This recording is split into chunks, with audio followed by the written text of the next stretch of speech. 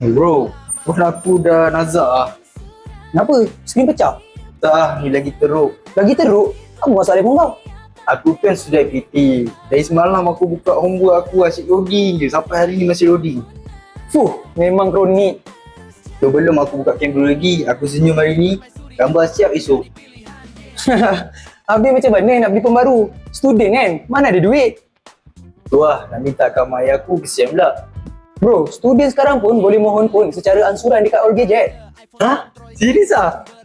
Serius ah, umur 18 hingga 24 tahun. Student IPT dan warga negara Malaysia je. Dokumen yang diperlukan tu banyak tak? Taklah, hanya IC depan belakang, student card dan result exam je. Senang juga kan nak buat ansuran student dekat sini. Lepas lulus, ambil phone dulu, kemudian baru bayar bulan-bulan. Maksudnya, aku tak perlu lah tunggu phone aku mati terus. Kalau tunggu phone kau mati, mungkin dia dah tulis WhatsApp dulu dah. Ha, baik, aku call All Gadget sekarang. Jom. Betul.